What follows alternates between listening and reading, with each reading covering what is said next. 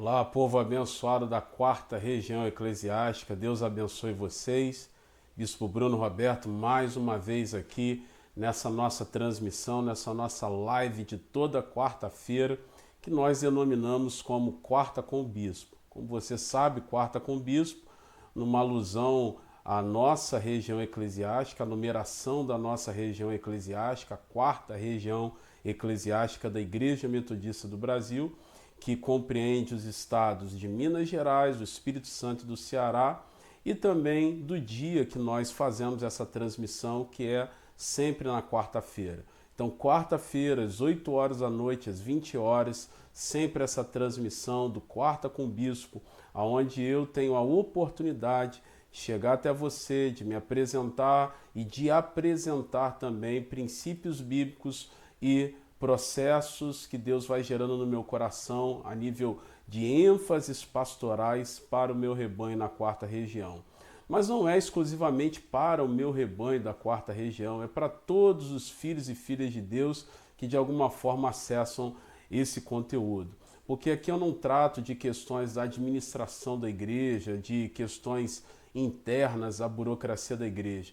Aqui eu falo de ênfases pastorais e princípios da palavra de Deus, que valem para todas as pessoas. É claro que em algum momento ou outro a gente acaba carregando um pouquinho mais na tinta denominacional ou alguma ênfase específica para os metodistas da quarta região, mas via de regra eu falo para todo mundo.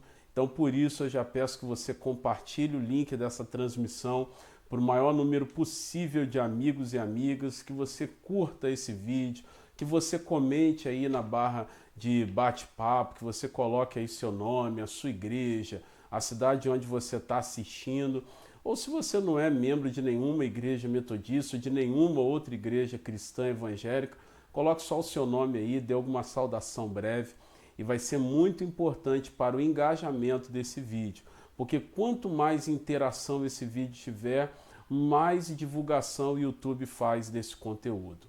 Hoje eu quero mais uma vez fazer uso e utilizar da possibilidade de trabalharmos em 2 semanas, em 2 momentos distintos, o conteúdo que eu vou começar hoje.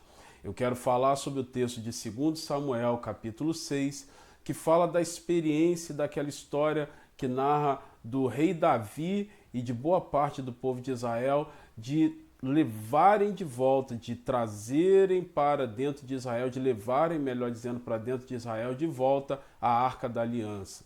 E a partir desse texto, desse capítulo 6 de 2 Samuel, eu quero trabalhar em 2 semanas com vocês sobre as realidades, as consequências da presença de Deus. O que é a realidade e quais são as consequências da presença de Deus de forma específica no contexto comunitário. Porque eu poderia falar aqui sobre a realidade da presença de Deus e as consequências da presença de Deus na vida pessoal, aquilo que representa na minha individualidade a ação de Deus. Mas como nós estamos aqui num contexto comunitário, eu quero falar nessas 2 semanas, hoje e na semana que vem, eu vou terminar, se Deus assim quiser, se Deus assim nos permitir, eu vou falar em 2 oportunidades, hoje e na próxima quarta-feira, sobre a realidade da presença de Deus e as consequências da presença de Deus no nosso contexto comunitário, de igreja, de denominação, de igreja local, de ministérios locais. Então fica atento a isso e acompanhe comigo a partir da leitura de 2 Samuel, capítulo 6, eu vou ler os versículos 1, 2 e 5. Então, 2 Samuel, capítulo 6, versículos 1, 2 e 5. Diz assim o texto bíblico. E tornou Davi a ajuntar todos os escolhidos de Israel em número de 30.000. E levantou-se Davi e partiu com todo o povo que tinha consigo para Baalim de Judá, para levarem dali para cima a arca de Deus, sobre a qual se invoca o nome de Deus, o nome do Senhor dos Exércitos, que se assenta entre os querubins. E Davi e toda a casa de Israel festejavam perante o Senhor com toda a sorte de instrumentos de pau de faia, como também de harpas, e com saltérios, e com tamborins, e com pandeiros, e com símbolos. Esse texto que nós acabamos de ler, o texto de 2 Samuel capítulo 6, versículos 1, 2, e eu pulei para o versículo 5, esse texto fala sobre a ação do rei Davi de dispor-se e também de mobilizar o povo de Israel a voltar até a terra dos filisteus e levar de volta para Jerusalém a Arca da Aliança. Algumas coisas que são importantes para a gente pontuar de forma introdutória. Primeiro, a Arca da Aliança representava a presença de Deus na vida do povo de Israel, na vida do povo que Davi era o líder, na vida do povo que Davi era o rei. A Arca da Aliança basicamente era uma estrutura, uma caixa de madeira revestida de ouro, que continha ali dentro alguns utensílios que para o povo de Israel eram sagrados. Para o povo de Israel simbolizava a ação plena de Deus. E Deus se utilizava dessa arca, dessa caixa de madeira revestida de ouro, como um símbolo da sua manifestação, da sua presença, de que ele estava ali junto com o povo de Israel. Era um símbolo que no Antigo Testamento fazia todo sentido, que para nós hoje não faz qualquer sentido, não tem qualquer sentido hoje você ter uma Arca da Aliança no altar da sua igreja, dentro da sua casa, representando que enquanto aquela caixa de madeira revestida de ouro, dourada, ali estiver, Deus está contigo.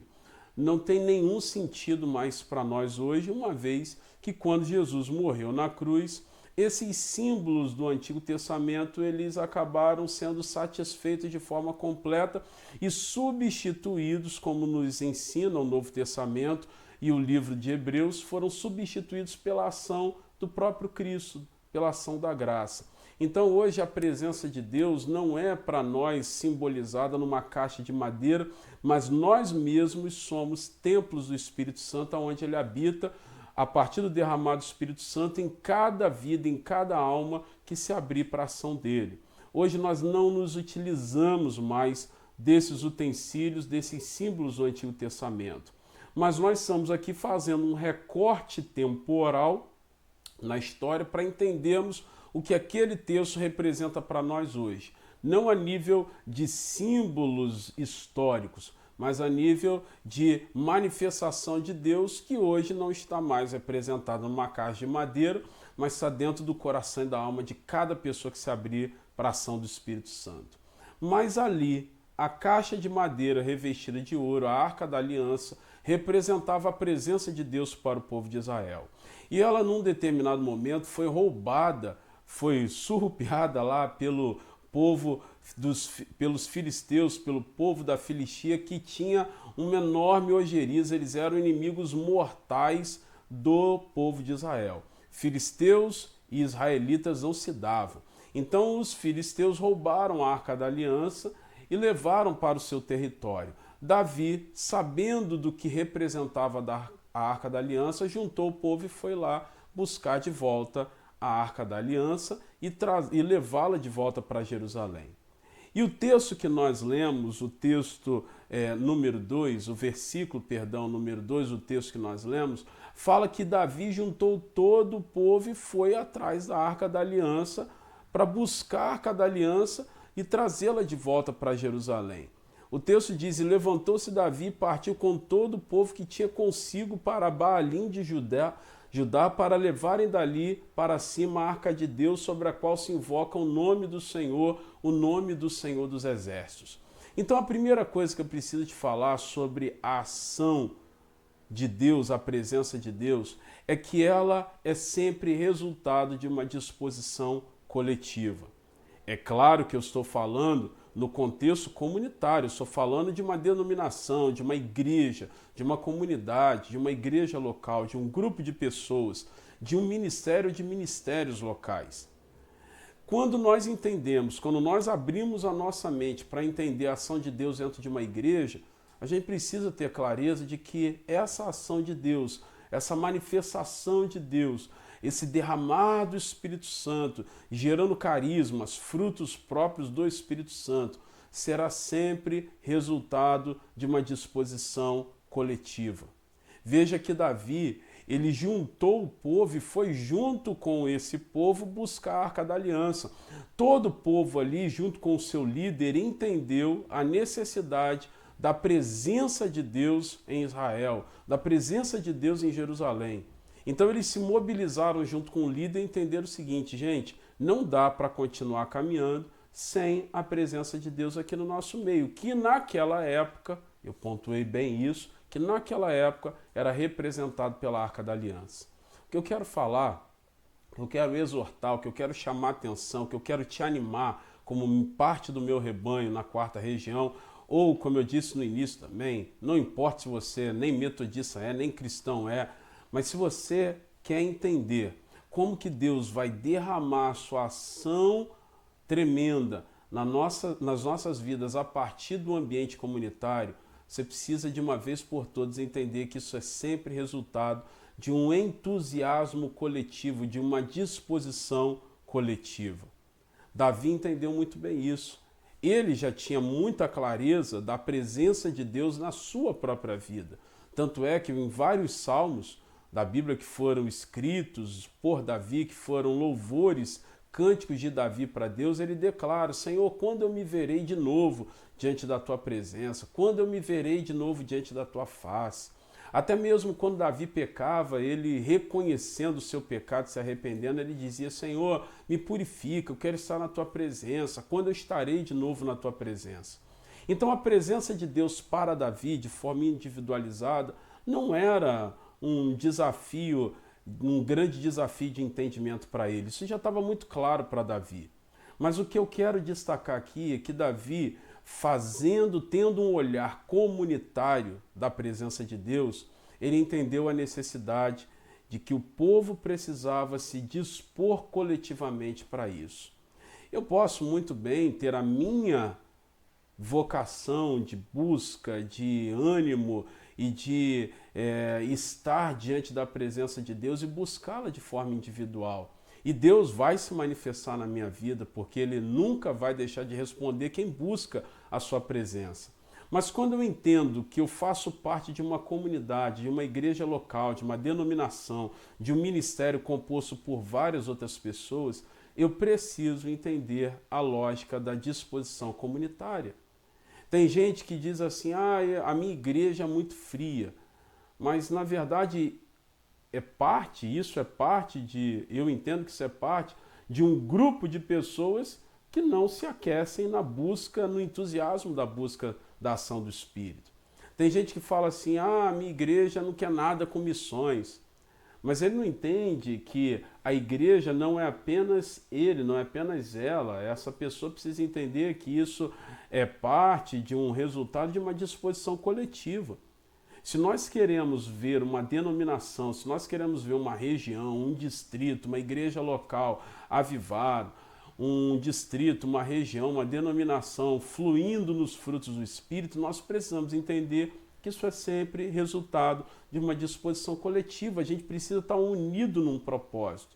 Nós precisamos de unidade em propósitos.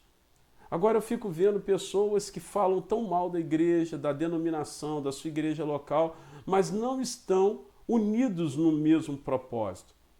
Outro dia eu vi uma pessoa fazendo uma crítica muito dura à igreja metodista como denominação em uma rede social, no Facebook. Eu vi uma pessoa fazendo uma crítica muito dura. Aí eu fui reagir àquela crítica dizendo: olha, o meu ponto de vista é esse, esse, esse. E aquela pessoa que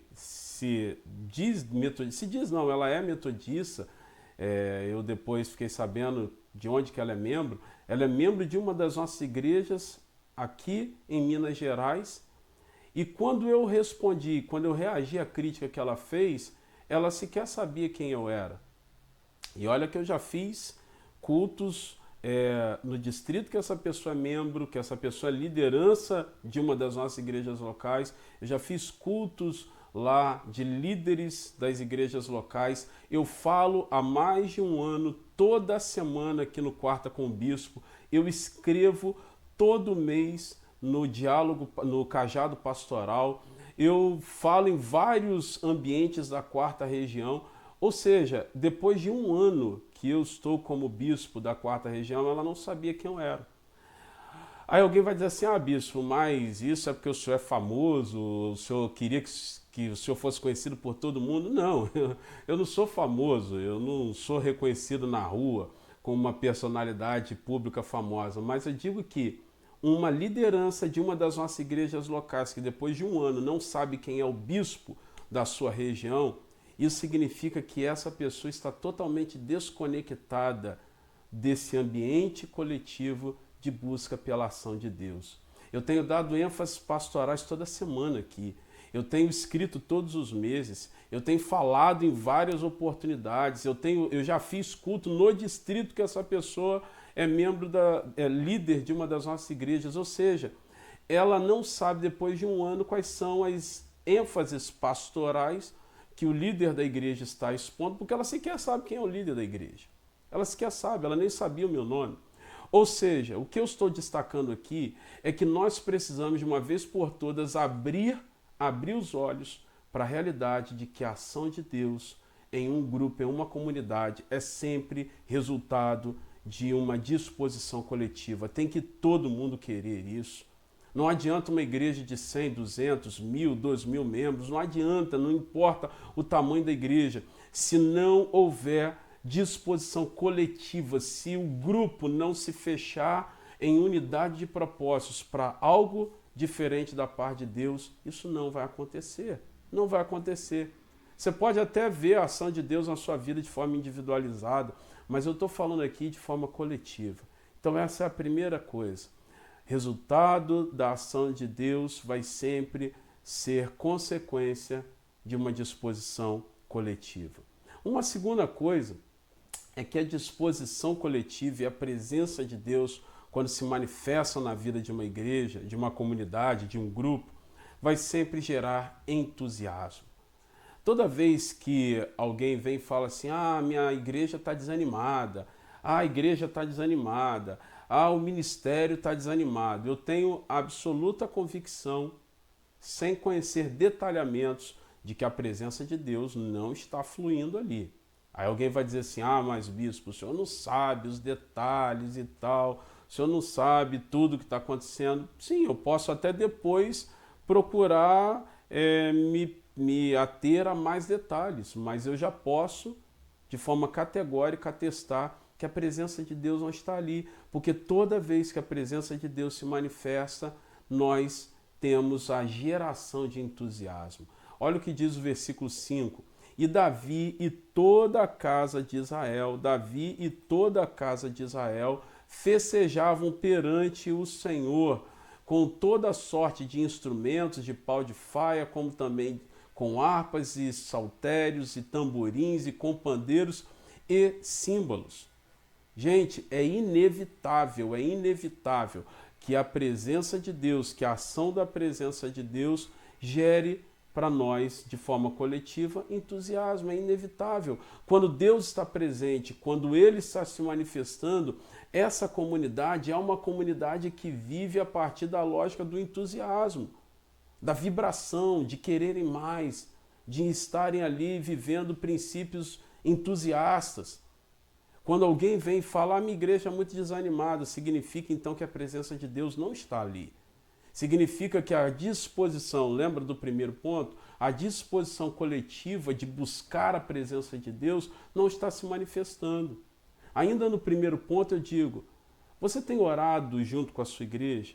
Você tem buscado cumprir as ênfases pastorais, seja do bispo, do SD, do pastor ou da pastora local? Você tem procurado cumprir as ênfases pastorais que são apresentadas? A Bíblia diz que quando o povo de Israel estava prestes a tomar posse da terra prometida, eles disseram para Josué o seguinte, olha, o que você em nome de Deus falar conosco, nós cumpriremos. Onde soar o som da trombeta, nós vamos correr para lá. Então toda vez que Deus se manifestou na vida de uma comunidade, foi sempre debaixo do princípio de unidade. Disposição coletiva, o primeiro ponto. Segundo, toda vez que a presença de Deus se manifesta, ela gera entusiasmo. Não tem desânimo numa igreja que vive o princípio do entusiasmo. Não tem desânimo que paire e que se estabeleça sobre uma igreja que vive a dinâmica da presença do Espírito Santo. Então, uma igreja que está paralisada, não gera frutos, tem 30 anos que não entra ninguém na igreja, tem 50 anos que os ministérios locais são sempre os mesmos, ficam girando em torno de si mesmo, fica sempre naquela liderança rotativa das mesmas pessoas. Não adianta você falar da denominação, não adianta você reclamar só do irmão, da irmã. É disposição coletiva e quando isso acontece, vai gerar entusiasmo. Ao invés de reclamar, experimente juntar pessoas à sua igreja, experimente juntar seus líderes, experimente juntar irmãos e irmãs para terem um tempo semanal de busca, de estudo da palavra de Deus, ao invés de estarem visitando outras igrejas em busca de entusiasmo. Por que você não reúne as pessoas da sua igreja e começam a fazer a diferença na sua igreja local? Porque a presença de Deus para o povo de Israel gerou festa, celebração. Uma outra coisa importante, e com ela eu quero terminar hoje, eu vou falar sobre outros três princípios da presença de Deus de forma comunitária e vou terminar na semana que vem. Mas hoje eu quero terminar dizendo para você uma terceira coisa que acontece quando a presença de Deus, a ação de Deus se manifesta. Ela vai sempre gerar responsabilidade. A ação de Deus gera responsabilidade. Sabe por quê? O versículo 3 e 7, eu vou colocar aí na tela esses dois versículos, eles são importantes e com eles eu termino. O texto diz assim: puseram a arca de Deus em um carro novo e a levaram da casa de Abinadab, que está em Gibeá. E Uzá e Aiô, filhos de Abinadab, guiavam o carro novo. Então a ira do Senhor se acendeu contra Uzá e Deus o feriu ali por essa imprudência e morreu ali junto da arca de Deus. Esse texto, quando fala que morreu ali Uzá, quando tocou na arca de Deus, significa que ele tocou de forma imprudente. Não significa que Deus puniu ali alguém que só quis ajudar. Significa que quando a arca de Deus começou a tropeçar, guiado por bois, e Uzá meteu a mão para não deixá-la cair no chão e ele foi fulminado, esse texto mostra que o povo de Israel, mesmo com entusiasmo, mesmo com aquela disposição coletiva, eles não atentaram para a responsabilidade da presença de Deus. Eles sabiam que não deveriam carregar a arca da aliança da forma como eles estavam carregando. Uzá sabia que não deveria guiar e tocar na arca da aliança da forma como ele foi tocar.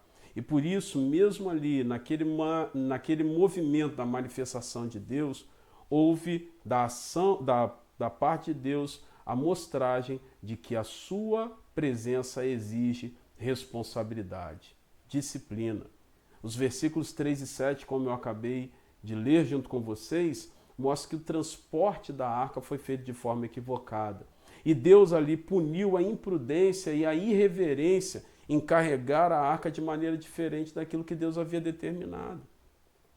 Quando nós tivermos a ação de Deus como realidade, quando nós temos a ação de Deus como realidade na nossa vida, isso gera em nós responsabilidade, prudência. Você vai querer cumprir as normas de Deus, você vai querer se tornar obediente, você vai querer, por conta do prazer de ter a presença de Deus como realidade que gera frutos e bons frutos, entusiasmo, alegria, crescimento da igreja local, você vai querer cada vez mais cumprir com os princípios de Deus, obedecer os princípios de Deus. Então a presença de Deus não é uma mera ação entusiasta que gera arrepio ou prazer momentâneo. A ação de Deus é algo que traz a presença de Deus e traz as realidades do reino de Deus para esse mundo. E isso exige de nós responsabilidade, cumprimento de tarefas, obediência de princípios.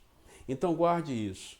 Primeiro, você quer que a sua igreja, sua comunidade, sua igreja local seja repleta da ação de Deus, você vai precisar de forma rápida, isso, nós temos pressa com isso, juntar a sua igreja, mobilizar-se em unidade, porque a ação do Espírito Santo é sempre resultado de disposição coletiva. Estamos falando de uma comunidade. Segundo, quando nós vivenciarmos essa disposição em buscar algo diferente, em sermos uma igreja diferente, Deus vai gerar entusiasmo. Não vai ter essa de desânimo ou de paralisação ou de travamentos. Terceiro, quando Deus se manifesta de forma comunitária, isso gera em nós responsabilidade com a causa, obediência com a causa. Tanto é que quando o povo de Israel, mesmo debaixo daquele contexto de celebração, eles foram irresponsáveis com o transporte da arca, Deus puniu. Eu quero terminar hoje liberando sobre a tua vida essa palavra e declarando que sobre você está a marca da presença de Deus. E que Deus quer fazer na tua vida tudo aquilo que Ele fez na vida do povo de Israel, gerando entusiasmo, alegria, satisfação e frutos, e responsabilidade e obediência com a causa do reino de Deus.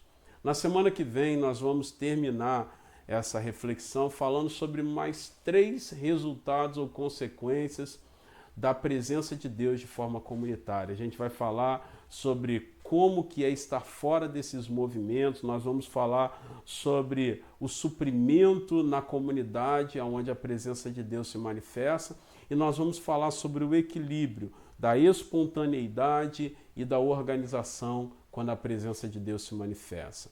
Curta, comente, compartilhe esse vídeo. Até a semana que vem, se Deus assim nos permitir, com mais uma quarta com o Bispo. Fique na paz.